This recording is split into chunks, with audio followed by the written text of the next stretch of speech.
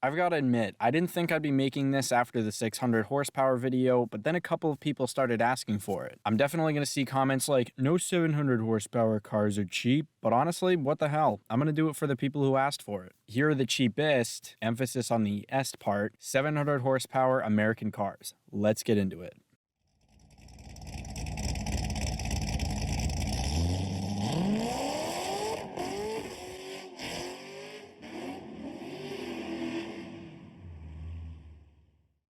Like all the other videos from this series, these are zero BS prices based on stuff I could find on the market right now in good condition with decent miles. All of these are still fairly new though, so it'd be kind of hard to find them in bad condition anyway. Another really quick side note is this is probably going to be the last of the cheapest of blank horsepower videos, because I've done them all from 300 to now 700. There's not enough 800 horsepower cars for a video, and there's too many good, cheap 200 horsepower ones, so it really wouldn't make sense to make either of those. If you do want recommendations for cheap cars, I've got plenty of other videos though that might help you, and I'm always happy to help in the comments. It is what it is.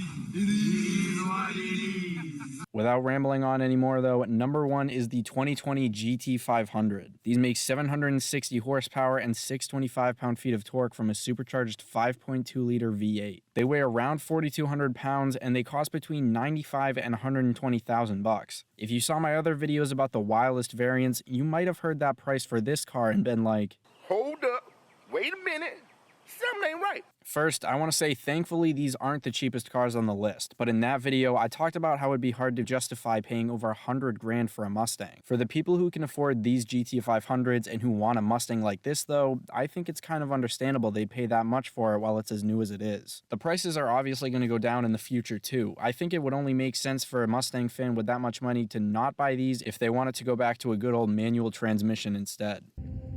Let me guess. Your home? It was. And it was beautiful. Titan was like most planets. The next car is the Dodge SRT Hellcat, the Challengers and Chargers. These make 707 or 717 horsepower depending on the year from the classic 6.2 liter supercharged Hemi V8. The Chargers weigh around 4,600 pounds and the Challengers weigh below 4,500 pounds. At the moment, they seem to both be priced around $55,000. These are actually the cheapest car on the list, and the Challenger Hellcat was the first American muscle car produced to have over 700 horsepower stock. Also, in my mind, these are the best cars for supercharger wine because of how easy they are to find and the price, but I know a lot of Cobra fans are definitely going to disagree with that one. I don't believe what I'm hearing. I don't know you anymore. You're breaking my heart. You're going down a path I can't follow. Another thing about these cars is I know we don't know what the future will bring for the American car world, but I'd say in the last decade we've lived through the golden era for it, besides maybe the 60s and 70s when the best classic muscle cars came out. Whenever I think back to what I think is the golden era of muscle cars though, this will always be the first thing I think of. I do know way more Mustangs have been sold than Challengers, but whether you're a Mopar fan or not, there's no denying how iconic and important the Hellcat was for the muscle car world. Well, Dick, here's the deal. I'm the best there is, plain and simple. I mean, I wake up in the morning, I piss excellence, and nobody can hang with my stuff. I'm just a big, hairy American winning machine. If you ain't first, you're last. And as a follow-up to that one, we have the Charger and Challenger Red Eyes. These made 797 horsepower because, you can never go wrong with Dodge's way of improving cars, which is to just give it more power. It's a simple spell, but quite unbreakable. These also have supercharged 6.2 liter Hemi V8s, and the reported weight for the Challengers is above 4,500 pounds, while for the Chargers, it's above 4,600 pounds. The Challengers seem to mostly cost around $75,000, and the Chargers at the moment are around $80,000. Considering these have almost 800 horsepower, when you compare the prices of these to the top trim GT500 Mustang, these prices actually seem very fair in my opinion. Next up is one of my personal favorites, and it's the 2019 C7 ZR1. From a 6.2 liter LT5 V8, these make 755 horsepower and 715 pound-feet of torque. The weights are either a little above 3,500 pounds or a little above 3,600 pounds, depending on if it's a hardtop or convertible. For a while, it seemed like prices for these were around $130,000, but now I'm seeing prices of $150,000 and even $180,000. Besides the fact that the prices are crazy high, I'd say these are the ultimate Corvette. My only very small complaint was only ever that the front end looked a little weird in pictures from certain angles, but in person they look incredible. I feel like people have kind of freaked out over the C8, and granted I haven't driven one, but I've been sitting here the whole time knowing I'd take a C7 ZR1 over a C8 any day of the week without hesitation. Good seeing you. Yeah, I'm gonna go myself.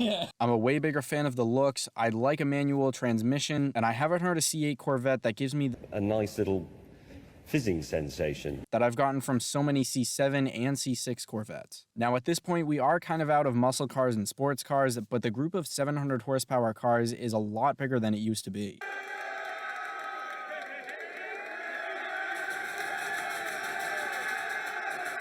The second to last car is the Jeep Trackhawk and the Durango Hellcat, but I'll just talk about the Trackhawk. These have Hellcat engines with 700 horsepower and 645 pound-feet of torque, and the Trackhawks weigh a little above 5,300 pounds. At the moment, they seem to cost between 80 and 90 grand. Yes, that is expensive for a family car, but you're also getting all that crazy performance, and it's got to be one hell of a feeling when someone who thinks they have a fast car pulls up next to you. They probably roll up, and before their passenger can see what car you actually have, and they're like, Mango Terry, put in reverse, Terry.